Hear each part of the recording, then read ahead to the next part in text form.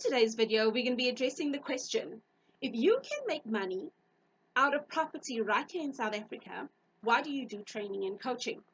You see, this is how I'm going to answer this question.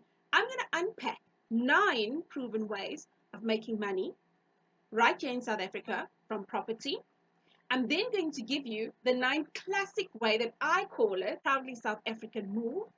And the third point, if you stay until the end of this video, some of these different ways, proven ways of making money. I'm even going to share with you how it can be financed.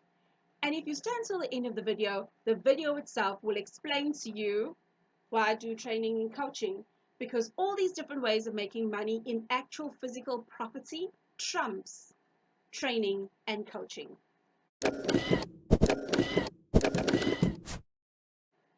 Welcome to my channel. My name is Genevieve Stafford Jack. Let's start off with the obvious. The obvious one is collecting rent. Point number 1, you go and you collect rent. So which then means the rent that you pull in for your property should cover the bond as well as the expenses such as rates and taxes, levies and so forth, and you're left with money at the end of that particular transaction. Point number 2, it's called capital appreciation. You bought your property, you've had it for the longest time. Sometimes you've even inherited this property and you've had it for the long time, and you're literally sitting on money. You see, there's a lot of accidental millionaires that have been birthed because of capital appreciation. Proven way number 3, it's called serviced accommodation. Serviced accommodation is, for example, Airbnb. You've got a room in your property, whether you've got a flat or whether you've got a standalone house, you've got a cottage outside, or you actually just want to rent out the whole house via Airbnb. You have not gone to go and buy the house and there you've got the house. And guess what? This particular serviced accommodation, you could do it with your own house, or you can do it in the proven way that I'm going to mention next, and that is rent to rent. You can actually go and rent out somebody else's property and run Airbnb. You can rent out somebody's property and have a fully fledged student accommodation. Psst, don't tell too many people. Actually, that means tell everybody. Retha, who manages a huge portfolio of over 350 students in Cape Town, proudly South African, does a lot of her student accommodation with the rent to rent contract. So if you are available, tune in onto my channel so you can actually hear how Retha does it herself. I mean, that is inspired straight out of the mouth of somebody that will show you, yes, a proven way of how to make money right here in South Africa. And just to let you know a little bit more about rent to rent, which is the 4th way of making money out of property, that comes with a special contract. Your contract must be able to say that you can sublet that particular property, and I encourage you to be as clear as possible with the landlord. Point number 5, the 5th way of making money out of property right here in South Africa, it's called the lease option agreement. It's been around forever and a day. You sign for the property today and you pay for it later. It's almost like a rent to own type of vibe, if I really have to take it down to the smallest terms. And also with the lease agreement options, I want to encourage you, if you ever go that route, make sure that you've got a good attorney on your side, because you know what? Not every seller out there actually understands what happens in the lease option agreement. And you know what, guys? It is perfectly legal. Sign today and pay in years to come. 6th way of making money right here in South Africa is what I would like to call the brrr method. You buy a rundown property, you renovate that rundown property, meaning if this property on market value, which means if the property is all nicely done up, is worth 500,000, broken down, say it's worth, it's not worth 250, but broken down because of all the stuff that needs to be done, you can pay 250 for it, put in all your renovations, all your costs to close that particular deal coming way under 500,000, right? What you've just done, you've bought equity from day one. You know when some people say make money from day one? That term used to annoy me until I actually understood they were talking about equity, or they were just talking about a well calculated deal, knowing that you're not going to mess with your money at any given point. So, in this particular BRRR methodology, you buy, you renovate, you rent out that property, which means your tenant, like in point number one, is going to give you a rental income, right? That rental income will pay for your financing cost, which is your bond, as well as the expenses, and you're left with money at the end of the day. But what's interesting about the BRRR methodology, over a period of time, you can prove to the bank that there's money coming in constantly. And because you bought this property, say for example, in this example at 250,000, you brought it up to the standard of market value of 500,000, you can go back to the bank and ask them for this gap in between here, and they could finance you up to whatever your particular profile is, your risk profile is at the bank.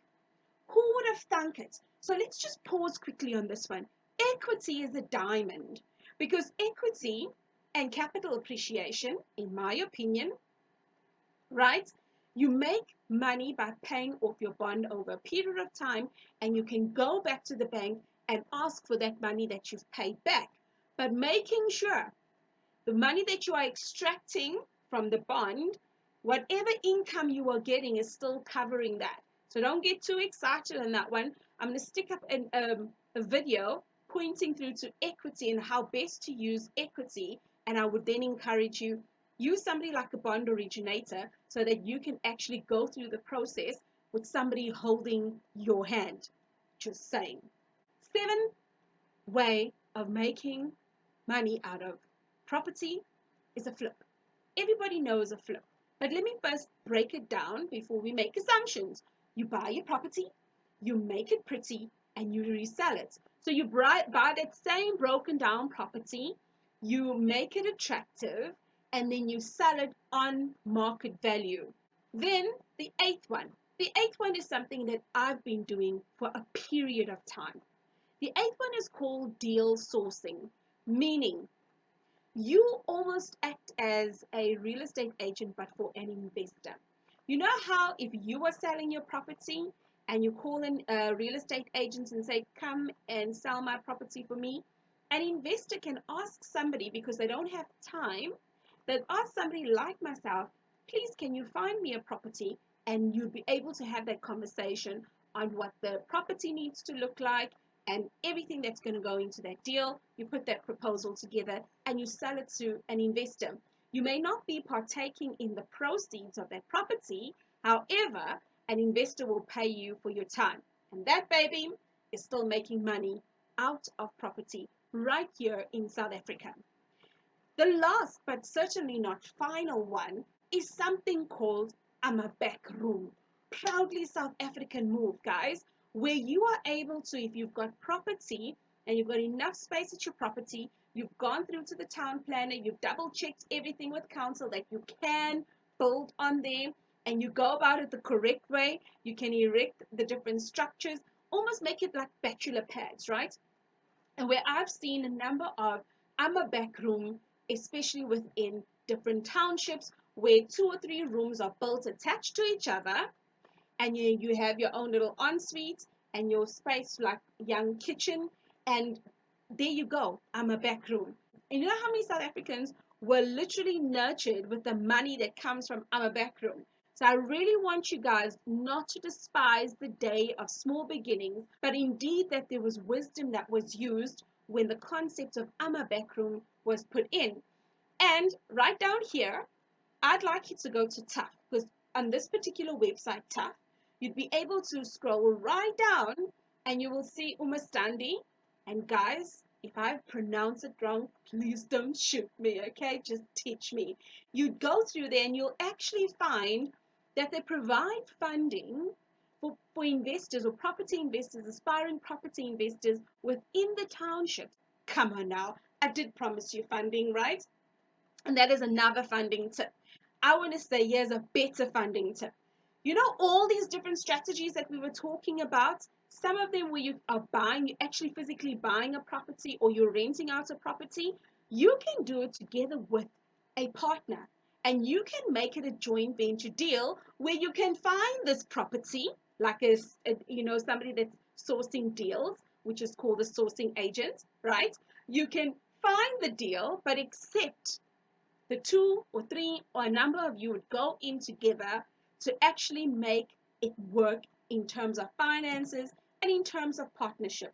When I do training and coaching, I often say in the classroom, guys, I don't want you to write your name on here. All I want you to do is in the next 30 days, if you had a good deal on the table, in the next 30 days, how much money could you come up with, right?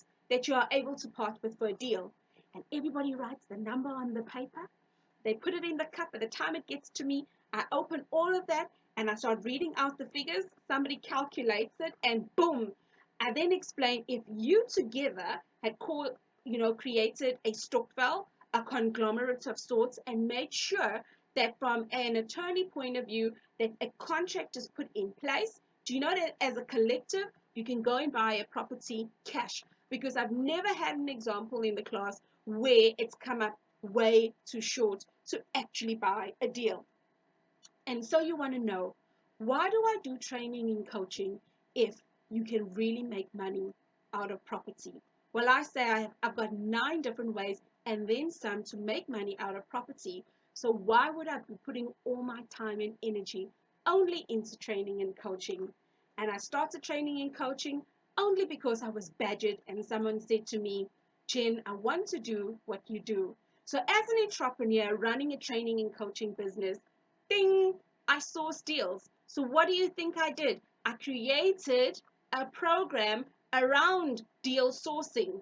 You know why? Because it's for people with and without money. So it's really just simple for me from where I'm sitting to teach somebody what I do, whether you've got money or you don't have money. And I trust that answers that simple question.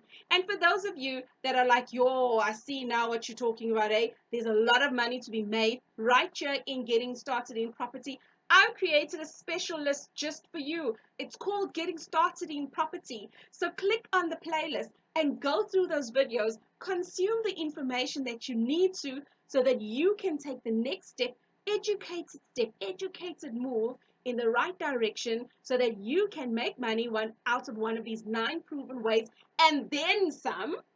And if you're still not convinced, go down into the description below and you will find a link to 3 hours of free training, again, tailor-made just for you.